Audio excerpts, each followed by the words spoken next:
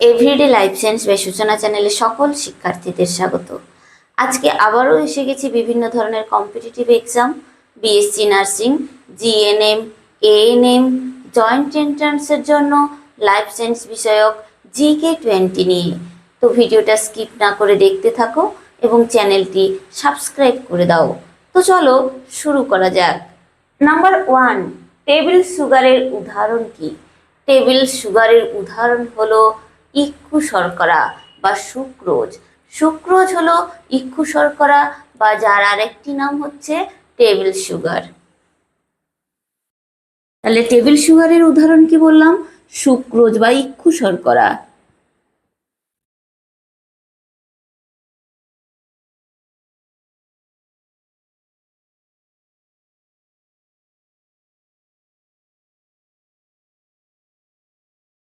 Question number 2, sucrose কি দিয়ে গঠিত? সুক্রোজ গঠিত গ্লুকোজ এবং ফ্রুক্টোজ দিয়ে। কি দিয়ে গঠিত? গ্লুকোজ এবং ফ্রুক্টোজ দিয়ে।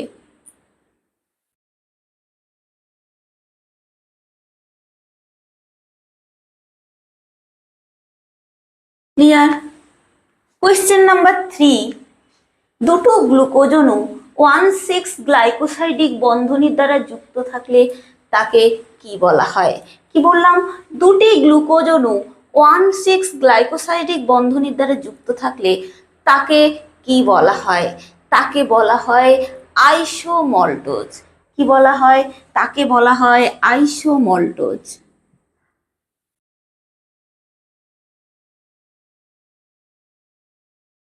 কোয়েশ্চেন নাম্বার 4, ইনভার্ট সুগার হলো, অর্থাৎ ইনভার্ট সুগারটা কি?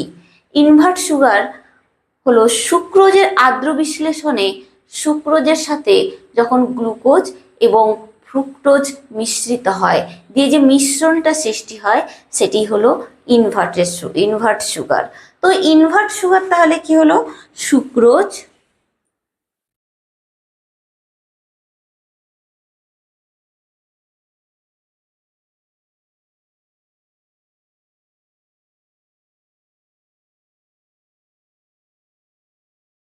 সুক্রোজ গ্লুকোজ প্লাস ফ্রুক্টোজ নিয়ে হয় ইনভার্ট সুগার।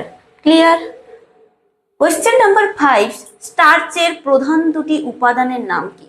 স্টার্চের প্রধান দুটি উপাদান হলো অ্যামাইলোজ এবং অ্যামাইলোপেকটিন। প্রধান দুটি উপাদান কি হলো? অ্যামাইলোজ এবং অ্যামাইলোপেকটিন।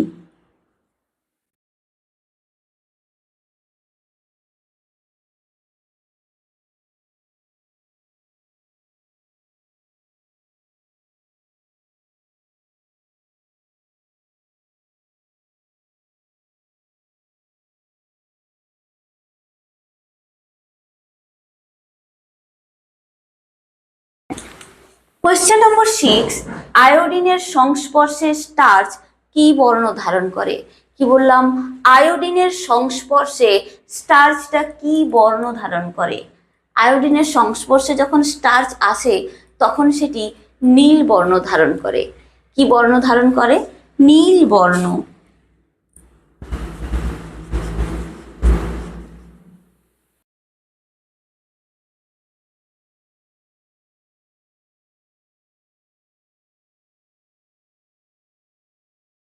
কোয়েশ্চেন নম্বর 7, র্যাফেজ কি?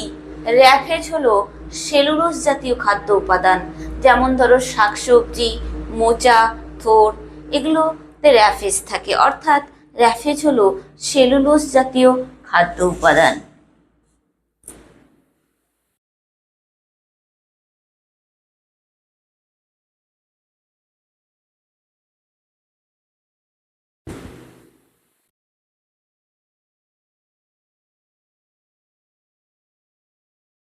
ক্লিয়ার?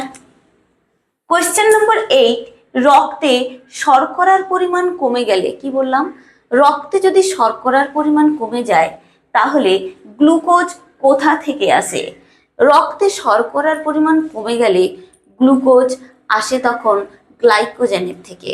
কোথা থেকে গ্লুকোজ আসে? তখন গ্লুকোজ আসে গ্লাইকোজেনের থেকে।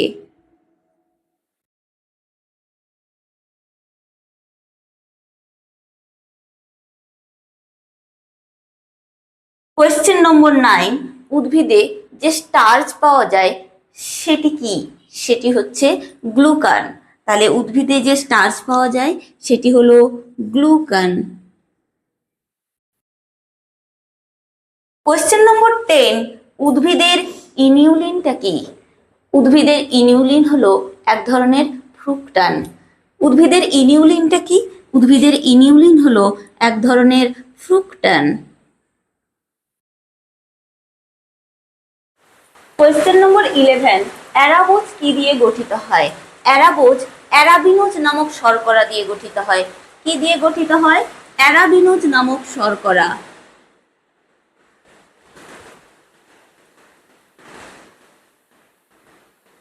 ক্লিয়ার? কোয়েশ্চেন নম্বর 12, গ্লাইকোজেনের গঠন কিরূপ? গ্লাইকোজেনের গঠনটা শাখান্বিত হয়। গ্লাইকোজেনের গঠন কিরূপ? শাখান্বিত।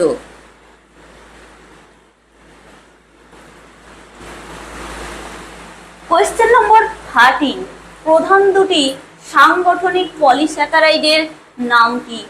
প্রধান দুটি সাংগঠনিক পলিস্যাকারাইড হলো কাইটিন এবং সেলুলোজ। কি কি? কাইটিন এবং সেলুলোজ।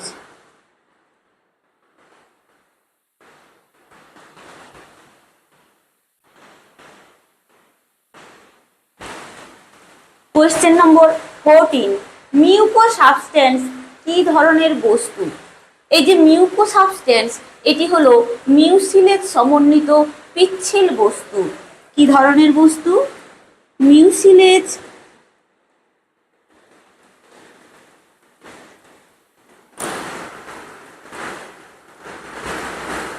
সমন্বিত পিচ্ছিল বস্তু। ক্লিয়ার? কোয়েশ্চেন নম্বর 15, অমেরুদণ্ডী প্রাণীদের দেহে, কি বললাম?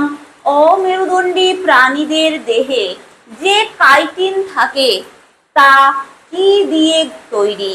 অমেরুদণ্ডী প্রাণীদের দেহে যে কাইটিন থাকে তা এন অ্যাসিটাইল গ্লুকোসামাইন দ্বারা তৈরি হয়। কি দ্বারা তৈরি হয়? এন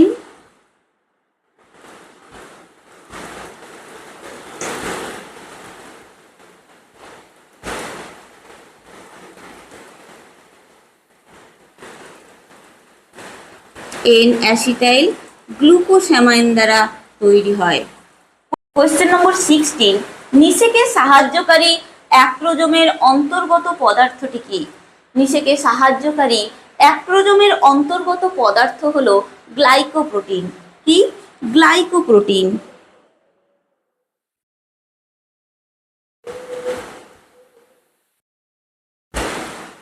কোয়েশ্চেন নম্বর 17, ফার্টিলাইজেশন পর্দা সৃষ্টিতে সাহায্য করে কোন উপাদান? কি বললাম? ফার্টিলাইজেশন পর্দা সৃষ্টিতে সাহায্য করে কোন উপাদান? এই ফার্টিলাইজেশন পর্দা সৃষ্টিতে সাহায্য করে গ্লাইকোপ্রোটিন। কি? গ্লাইকোপ্রোটিন সাহায্য করে।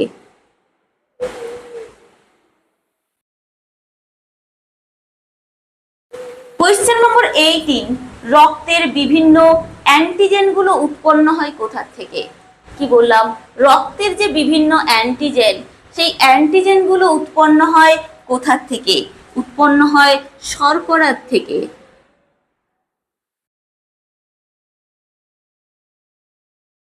কোয়েশ্চেন নম্বর 19, কোষীয় গঠন কি দিয়ে তৈরি হয়? কোষীয় গঠন গ্লাইকোক্যালিক্স কার্বোহাইড্রেট দিয়ে তৈরি হয়। কি দিয়ে তৈরি হয়? Glycocalyx carbohydrate.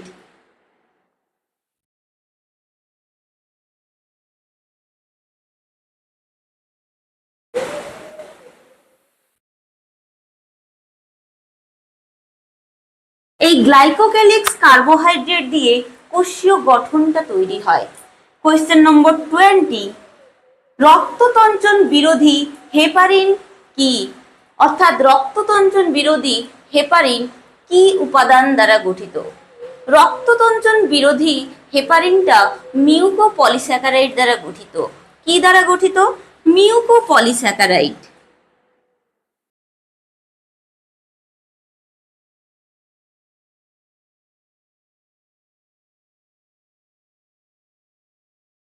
এই মিউকোপলিস্যাকারাইড দ্বারা রক্ততঞ্চন বিরোধী হেপারিনটা গঠিত হয়। তাহলে ভিডিওটি আজকে এখানেই কমপ্লিট করলাম। ভিডিওটি কেমন লাগলো অবশ্যই কমেন্ট সেকশানে লেখো এবং চ্যানেলটি লাইক, শেয়ার, সাবস্ক্রাইব করে পাশে থাকা বেল আইকনটি প্রেস করো যাতে পরবর্তী নোটিফিকেশান তোমাদের কাছে পৌঁছে যায়। ধন্যবাদ।